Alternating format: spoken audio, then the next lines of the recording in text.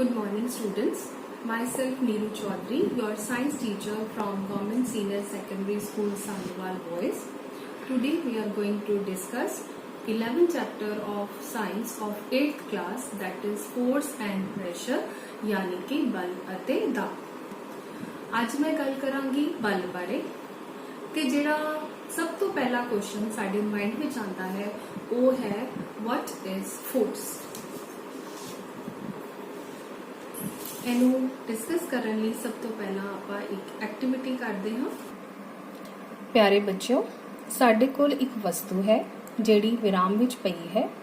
ਜਦੋਂ ਅਸੀਂ ਇਸ ਨੂੰ ਧੱਕਾ ਮਾਰਦੇ ਹਾਂ ਤਾਂ ਇਹ ਬਲ ਦੀ ਦਿਸ਼ਾ ਵਿੱਚ ਅੱਗੇ ਵੱਲ ਗਤੀ ਕਰਦੀ ਹੈ ਤੇ ਜੇ ਅਸੀਂ ਇਸ ਨੂੰ ਪਿੱਛੇ ਵੱਲ ਧੱਕਾ ਮਾਰਦੇ ਹਾਂ ਤਾਂ ਇਹ ਪਿੱਛੇ ਵੱਲ ਗਤੀ ਕਰਦੀ ਹੈ। ਇਸ ਐਕਟੀਵਿਟੀ ਤੋਂ ਸਾਨੂੰ ਕੀ ਪਤਾ ਲੱਗਿਆ ਕਿ ਫੋਰਸ ਕੀ ਹੈ? ਉਹ ਇੱਕ ਖਿੱਚ ਹੈ ਜਾਂ ਧੱਕਾ ਹੈ ਜਿਹੜਾ ਕਿ ਅਸੀਂ ਕਿਸੇ ਵਸਤੂ ਦੇ ਉੱਪਰ ਲਗਾਉਂਦੇ ਹਾਂ। ਭਾਵ ਕਿ ਫੋਰਸ ਇਜ਼ ਅ ਪੁਸ਼ ਔਰ ਪੁੱਲ ਔਨ ਐਨ ਆਬਜੈਕਟ। ਹੁਣ ਅਸੀਂ ਡਿਸਕਸ ਕਰਾਂਗੇ ਆਪਣਾ next topic, that is effects of force यानी कि बल दे प्रभाव। बेटा बल का सब तो पहला प्रभाव है force can move a stationary object. विराम विच पई वस्तु नूं गतिशील करना। जिद्दां कि तुसी इस फोटो दे विच देख रहे हो कि गेंद है जिहड़ी कि विराम अवस्था विच पई है। जदों यह बच्चा इस नूं स्टिक दे नाल स्ट्राइक करता है तां की होएगा कि यह बॉल जिहड़ी है वो गति विच आ जाएगी। बल का दूसरा प्रभाव है force can stop a moving object. गतिशील वस्तु नूं रोकना। जिवें कि मान लो एक तेजी नाल गेंद आ रही है तां यह बच्चा जिहड़ा है उस नूं बल लगाएगा तां गेंद जिहड़ी है वो रुक जाएगी। बल का तीसरा प्रभाव है force can change the direction of the object. गतिशील वस्तु की दिशा नूं बदलना। जिवें कि असीं आम तौर ते क्रिकेट दे विच देखदे हां कि जदों एक बैट्समैन तेजी नाल आंदी हुई गेंद नूं अपने बैट नाल मारदा है तां ओह दूजी दिशा विच चली जाती है। Last effect of force is that force can change the shape and size of an object.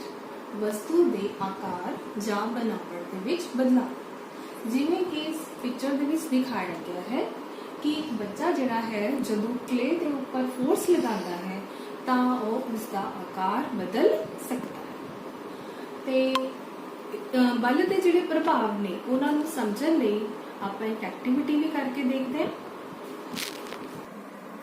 ਬੱਚਿਓ, ਸਾਡੇ ਕੋਲ ਇੱਕ ਗੇਂਦ ਹੈ ਜਿਹੜੀ ਕਿ ਵਿਰਾਮ ਅਵਸਥਾ ਵਿੱਚ ਪਈ ਹੈ। ਹੁਣ ਅਸੀਂ ਇਸ ਦੇ ਉੱਪਰ ਬਲ ਲਗਾ ਕੇ ਦੇਖਾਂਗੇ ਕਿ ਕੀ ਹੋਵੇਗਾ। ਤੁਸੀਂ ਦੇਖਿਆ ਕਿ ਬਲ ਲਗਾਉਣ ਨਾਲ ਇਹ ਵਿਰਾਮ ਵਿੱਚ ਪਈ ਗੇਂਦ ਗਤੀ ਵਿੱਚ ਆ ਗਈ। ਹੁਣ ਅਸੀਂ ਦੂਜਾ ਪ੍ਰਭਾਵ ਦੇਖਦੇ ਹਾਂ। ਜਦੋਂ ਇਸ ਗਤੀ ਵਿੱਚ ਜਾਂਦੀ ਹੋਈ ਬਾਲ ਨੂੰ ਅਸੀਂ ਬਲ ਲਗਾਇਆ ਤਾਂ ਕੀ ਹੋਇਆ? ਇਹ ਰੁਕ ਗਈ। ਹੁਣ ਤੀਜਾ ਪ੍ਰਭਾਵ, ਜੇ ਇਹ ਗੇਂਦ ਜਿਹੜੀ ਹੈ ਉਹ ਗਤੀ ਵਿੱਚ ਹੈ ਤਾਂ ਆਪਾਂ ਦੇਖੀਏ ਕਿ ਬਲ ਲਗਾ ਕੇ ਆਪਾਂ ਕੀ ਕਰ ਸਕਦੇ ਹਾਂ। ਤੁਸੀਂ ਦੇਖਿਆ ਕਿ ਅਸੀਂ ਇਸ ਦੀ ਦਿਸ਼ਾ ਨੂੰ ਬਦਲ ਦਿੱਤਾ। ਤੇ ਬਲ ਦਾ ਚੌਥਾ ਪ੍ਰਭਾਵ ਹੈ ਕਿ ਮੰਨ ਲਓ ਸਾਡੇ ਕੋਲ ਇੱਕ ਰਬੜ ਬੈਂਡ ਹੈ, ਜੇ ਆਪਾਂ ਇਸ ਦੇ ਉੱਪਰ ਬਲ ਲਗਾਈਏ ਤਾਂ ਕੀ ਹੋਵੇਗਾ? ਬਲ ਲਗਾ ਕੇ ਅਸੀਂ ਇਸ ਦੇ ਆਕਾਰ ਨੂੰ ਬਦਲ ਦਿੱਤਾ। ਹੁਣ ਅਸੀਂ ਗੱਲ ਕਰਨ ਜਾ ਰਹੇ ਹਾਂ ਬਲ ਦੀਆਂ ਕਿਸਮਾਂ ਯਾਨੀ ਕਿ ਟਾਈਪਸ ਆਫ ਫੋਰਸਸ। ਬਲ ਦੀ ਪਹਿਲੀ ਕਿਸਮ ਹੈ ਕੰਟੈਕਟ ਫੋਰਸਸ ਯਾਨੀ ਕਿ ਸੰਪਰਕ ਬਲ।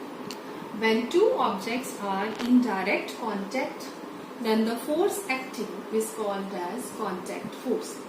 ਭਾਵ ਕਿ ਜਦੋਂ ਦੋ ਵਸਤੂਆਂ ਇੱਕ ਦੂਜੇ ਦੇ ਸਿੱਧੇ ਸੰਪਰਕ ਵਿੱਚ ਹੋਣ ਉਸ ਸਮੇਂ ਜਿਹੜਾ ਬਲ ਲੱਗਦਾ ਹੈ ਉਸ ਨੂੰ ਸੰਪਰਕ ਬਲ ਕਿਹਾ ਜਾਂਦਾ ਹੈ। ਤੇ ਦੂਜੀ ਹੈ non contact forces यानी कि असंपर्क बल।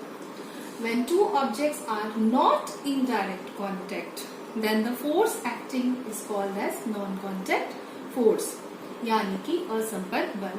भाव कि जदों दो वस्तुआं एक दूजे नाल ਸੰਪਰਕ ਵਿੱਚ ਨਾ ਹੋਣ ਉਸ ਸਮੇਂ ਜਿਹੜਾ ਬਲ ਲੱਗਦਾ ਹੈ ਉਸ ਨੂੰ ਅਸੰਪਰਕ ਬਲ ਕਿਹਾ ਜਾਂਦਾ ਹੈ। ਹੁਣ अपना नेक्स्ट टॉपिक है टाइप्स ऑफ कॉन्टैक्ट फोर्सेस यानी कि संपर्क बल दियां उदाहरण। पहली है मस्कुलर फोर्स यानी कि मांसपेशी बल। Force resulting due to action of muscles, शरीर दियां मांसपेशियां द्वारा लगन वाला बल। ਤੁਸੀਂ ਆਮ ਤੌਰ ਤੇ ਦੇਖਿਆ ਹੋਵੇਗਾ ਕਿ ਜਦੋਂ ਅਸੀਂ ਘਰ ਦੇ ਵਿੱਚ ਵੀ ਕੋਈ ਭਾਰੀ ਚੀਜ਼ ਚੱਕਦੇ ਆ ਤਾਂ ਸਾਨੂੰ ਬਹੁਤ ਜ਼ਿਆਦਾ ਫੋਰਸ ਲਗਾਉਣੀ ਪੈਂਦੀ ਹੈ ਯਾਨੀ ਕਿ ਬਲ ਲਗਾਉਣਾ ਪੈਂਦਾ ਹੈ। ਉਸ ਸਮੇਂ ਜਿਹੜਾ ਬਲ ਅਸੀਂ ਯੂਜ਼ ਕਰਦੇ ਹਾਂ ਉਸ ਨੂੰ ਕੀ ਕਿਹਾ ਜਾਂਦਾ ਹੈ? ਮਸਕੂਲਰ ਫੋਰਸ ਯਾਨੀ ਕਿ ਮਾਸਪੇਸ਼ੀ ਬਲ। ਜਿਵੇਂ ਕਿ ਤੁਸੀਂ ਇਸ ਪਿਕਚਰ ਵਿੱਚ ਦੇਖ ਰਹੇ ਹੋ ਕਿ ਇਹ ਬੈਲ ਗਾੜੀ ਦੇ ਵਿੱਚ ਬਹੁਤ ਜ਼ਿਆਦਾ ਭਾਰ ਜਿਹੜਾ ਹੈ ਉਹ ਖਿੱਚਿਆ ਜਾ ਰਿਹਾ ਹੈ। ਉਸ ਸਮੇਂ ਜਿਹੜੇ ਬਲਦ ਨੇ ਉਹ ਕਿਹੜਾ ਬਲ ਲਗਾ ਰਹੇ ਨੇ? ਮਾਸਪੇਸ਼ੀ ਬਲ। It means that the first type of contact force is muscular force यानी कि मांसपेशी बल। ਹੁਣ ਦੂਜੀ ਉਦਾਹਰਨ ਹੈ frictional force यानी कि रगड़ बल। The force between moving object and surface and acts opposite to the direction of motion is called as frictional force। ਭਾਵ ਕਿ ਦੋ ਗਤੀਸ਼ੀਲ ਵਸਤੂਆਂ ਦੇ ਵਿਚਕਾਰ ਲੱਗਣ ਵਾਲਾ ਬਲ ਉਸ ਨੂੰ ਰਗੜ ਬਲ यानी कि frictional force ਕਿਹਾ ਜਾਂਦਾ ਹੈ। ਜਿਵੇਂ ਕਿ ਤੁਸੀਂ ਇਸ ਫੋਟੋ ਦੇ ਵਿੱਚ ਦੇਖ ਰਹੇ ਹੋ ਕਿ ਪਰਸਨ ਜੋ ਹੈ ਉਹ ਇੱਕ ਬਹੁਤ ਹੈਵੀ ਬਾਕਸ ਜਿਹੜਾ ਹੈ ਉਸ ਨੂੰ ਖਿੱਚ ਰਿਹਾ ਆਪਣੇ ਵੱਲ ਤੇ ਜਿਹੜਾ ਬਲ ਹੈ ਉਹ ਤਾਂ ਸੱਜੇ ਪਾਸੇ ਲੱਗ ਰਿਹਾ ਹੈ ਲੇਕਿਨ ਰਗੜ ਬਲ ਜਿਹੜਾ ਹੈ ਉਹ ਉਸ ਤੋਂ ਆਪੋਜ਼ਿਟ ਡਾਇਰੈਕਸ਼ਨ ਯਾਨੀ ਕਿ ਖੱਬੇ ਪਾਸੇ ਵੱਲ ਲੱਗ ਰਿਹਾ ਹੈ ਤੇ ਇਹ ਬਲ ਜਿਹੜਾ ਹੈ ਉਹ ਵਸਤੂ ਤੇ ਗਰਾਊਂਡ ਦੇ ਵਿਚਕਾਰ ਜਿਹੜਾ ਹੈ ਉਹ ਲੱਗ ਰਿਹਾ। ਹੁਣ ਅਸੀਂ ਗੱਲ ਕਰਾਂਗੇ ਟਾਈਪਸ ਆਫ ਨॉन ਕੰਟੈਕਟ ਫੋਰਸਸ ਯਾਨੀ ਕਿ असंपर्क बल। ਉਹਦੀ ਪਹਿਲੀ ਉਦਾਹरण है मैग्नेटिक फोर्स यानी कि चुंबकीय बल। Force exerted by a magnet on another magnet or non-magnetic objects is called as magnetic force यानी कि चुंबकीय बल। ਭਾਵ ਕਿ ਚੁੰਬਕ ਦੁਆਰਾ ਲਾਇਆ ਜਾਣ ਵਾਲਾ ਬਲ। ਜਿਵੇਂ ਕਿ ਤੁਸੀਂ ਇਸ ਪਿਕਚਰ ਵਿੱਚ ਦੇਖ ਰਹੇ ਹੋ ਕਿ ਇਹ ਜਿਹੜਾ ਚੁੰਬਕ ਹੈ ਉਹ ਲੋਹੇ ਦੀਆਂ ਪਿੰਨਾਂ ਨੂੰ ਆਪਣੇ ਵੱਲ ਖਿੱਚ ਰਿਹਾ ਹੈ। ਇਸ ਨੂੰ ਸਮਝਣ ਲਈ ਆਪਾਂ ਇੱਕ ਐਕਟੀਵਿਟੀ ਕਰਕੇ ਦੇਖੀਏ। ਚੁੰਬਕੀ ਬਲ ਨੂੰ ਐਕਸਪਲੇਨ ਕਰਨ ਲਈ ਆਪਾਂ ਇੱਕ ਐਕਟੀਵਿਟੀ ਕਰਾਂਗੇ। ਤੁਸੀਂ ਦੇਖ ਰਹੇ ਹੋ ਕਿ ਇੱਥੇ ਦੋ ਮੈਗਨੇਟਸ ਨੇ ਯਾਨੀ ਕਿ ਚੁੰਬਕ ਨੇ। ਹੁਣ ਮੈਂ ਇੱਕ ਚੁੰਬਕ ਨੂੰ ਦੂਜੇ ਚੁੰਬਕ ਦੇ ਨੇੜੇ ਲੈ ਕੇ ਜਾ ਰਹੀ ਹਾਂ ਤਾਂ ਅਸੀਂ ਦੇਖਦੇ ਹਾਂ ਕਿ ਕੀ ਹੋਵੇਗਾ। ਤੁਸੀਂ ਦੇਖ ਰਹੇ ਹੋ ਕਿ ਜਿੱਦਾਂ ਹੀ ਮੈਂ ਇੱਕ ਚੁੰਬਕ ਨੂੰ ਦੂਜੇ ਦੇ ਨੇੜੇ ਲੈ ਕੇ ਜਾ ਰਹੀ ਹਾਂ ਤੇ ਜਿਹੜਾ ਦੂਜਾ ਚੁੰਬਕ ਹੈ ਉਹ ਅੱਗੇ ਵੱਲ ਜਾ ਰਿਹਾ ਮੀਨਸ ਅਪਕਰਸ਼ਿਤ ਹੋ ਰਿਹਾ ਹੈ।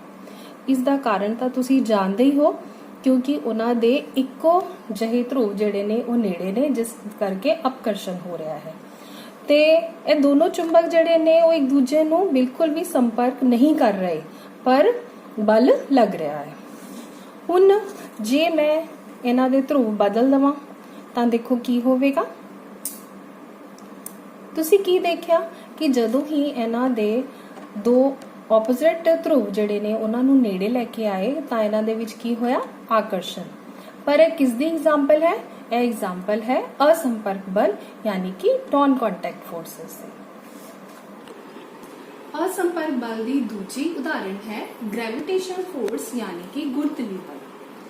Force exerted by earth to attract every object towards its center यानी कि ਕਿਸੇ ਵਸਤੂ ਉੱਤੇ ਧਰਤੀ ਦੁਆਰਾ ਲਾਇਆ ਜਾਣ ਵਾਲਾ ਬਲ।